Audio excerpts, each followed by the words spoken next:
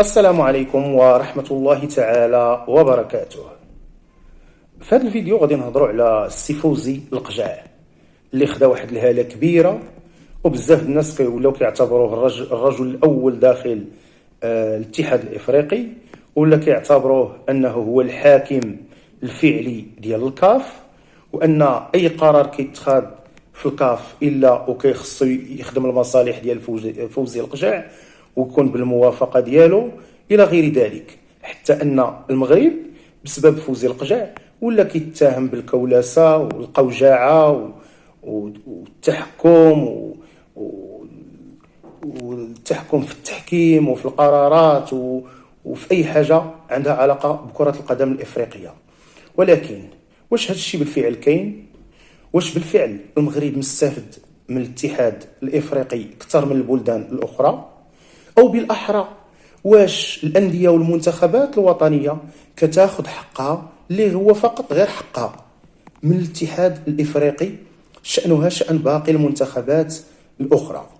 هنا باش نجاوبوا على هذا السؤال خصنا نستحضروا بزاف ديال الأحداث اللي وقعات للمغرب مع الاتحاد الإفريقي بالخصوص، بزاف مجموعة من الشكايات ومجموعة من الملفات منذ أن تولى فوزي القجع رئاسة الجامعة الملكية المغربية لكرة القدم. أول حاجة، أول ملف دخل عليه فوزي القجع كان هو الملف ديال سحب تنظيم كأس إفريقيا من المغرب ديال 2015، من بعد ما طلب المغرب تأجيل انطلاقة الكأس. الكاف ما قبلاتش وسحبات منه التنظيم واتخذت عقوبات رادعة ديال بصح في حق المغرب. كانت هذه العقوبات هي الإقصاء من المشاركة في كأس إفريقيا 2015، وأيضا المنع من المشاركة في دورتين الكأس إفريقيا 2017 و 2019، وكانت غرامة مالية ثقيلة وصلت ل 10 مليون دولار، 10 ديال الملاير ديال السنتيمات. شوفوا على عقوبة كيف كانت.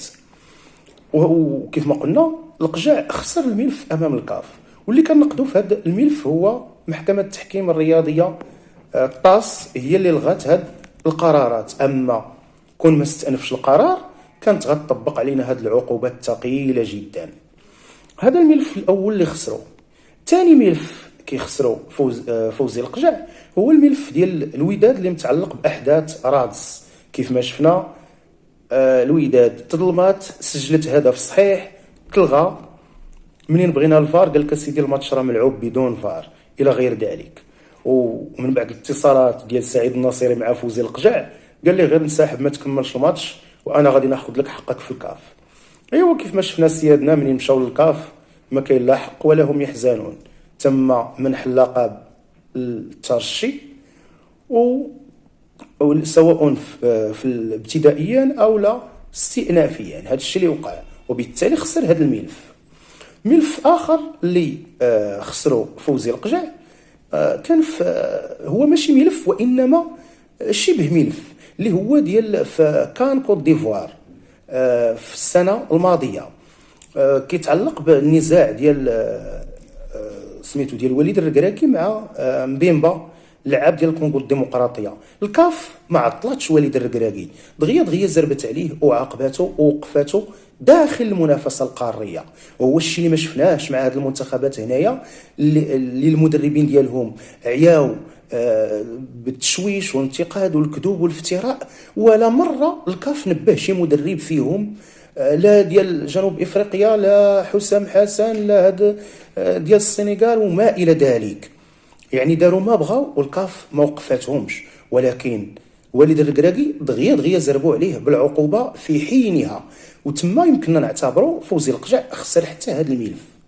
ملف اخر اللي خسروا فوزي القجع هو اللي متعلق بديال قضيه الخريطه على قميص نهضه بركان. رغم الوجود ديالو في الكاف خسر الملف. والملف الاكبر اللي خسروا هو هذا ديال نهائي الكان ما بين المغرب والسنغال، اللي هو الاب ديال هاد الملفات كلها.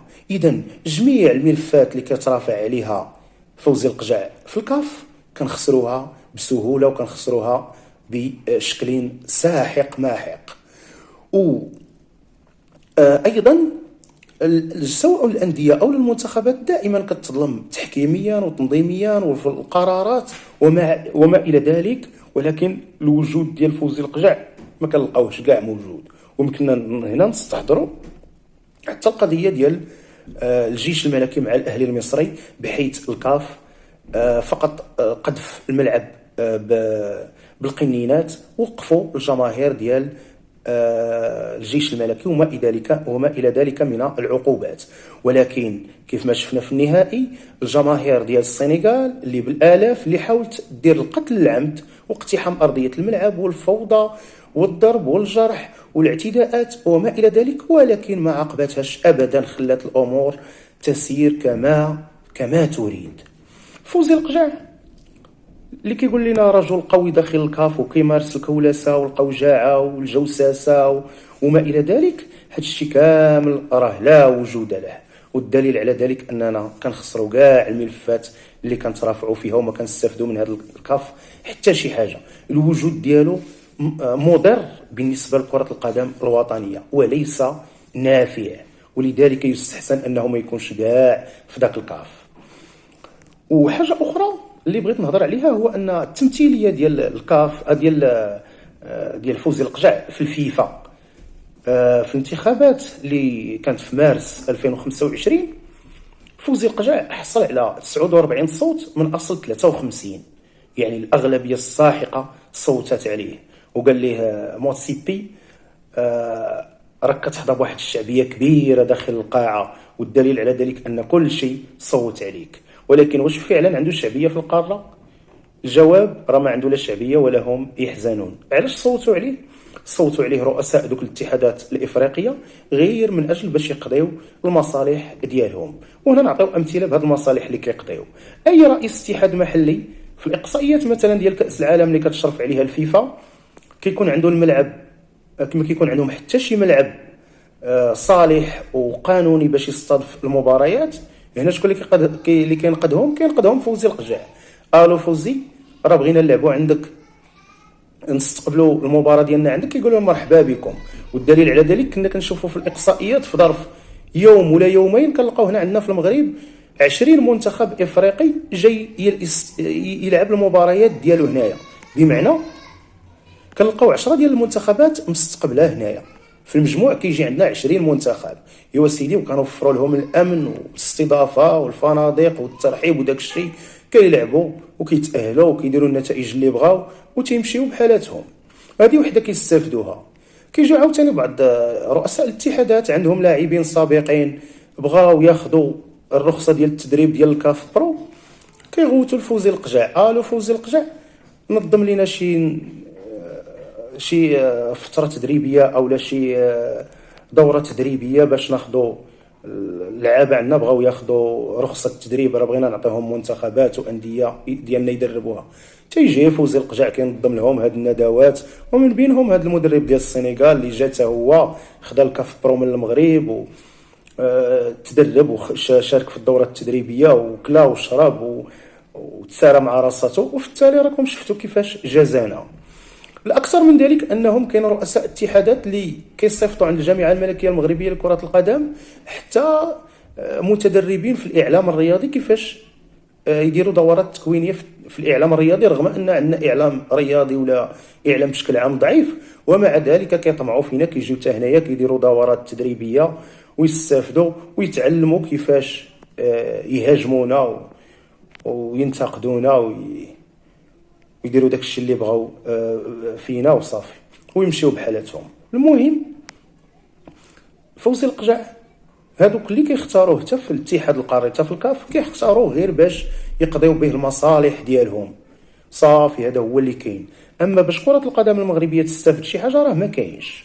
وحاجة اخرى ايضا، اي حفل ديال جوائز ولا مباريات ولا مسابقات ما بغات حتى شي دولة افريقية تنظمها، المغرب فاتح الابواب ديالو وكيستضيف وكينظم ويدير المجهود ديالو، وفي الاخير كاين غير الجحود، ما كاين لا كلمه شكر لا اعتراف لا حتى شي حاجه. كيجيو لهنا نستضيفوهم ويلعبوا ويتقرفصوا علينا ويديو الكؤوس ويديو الالقاب ويديو الجوائز ويديو البطولات ويمشيو بحالاتهم ويشبعوا فينا السبان ويمشيو بحالاتهم. هذا هو اللي كاين. هذا الشيء هو اللي هذا هو فوزي القجع. اما راه كيف ما قالوا فقط تريتور ديال الكاف وصافي. اما شي حاجه اخرى او داك الشيء ديال الرجل القوي ولا الرجل النافذ داخل الكاف ولا شي حاجه بحال هكا، هذيك راه غير هضره خاويه، راه ما كاينش منها. والدليل هذا الشيء اللي كنشوفوه قدامنا في الواقع.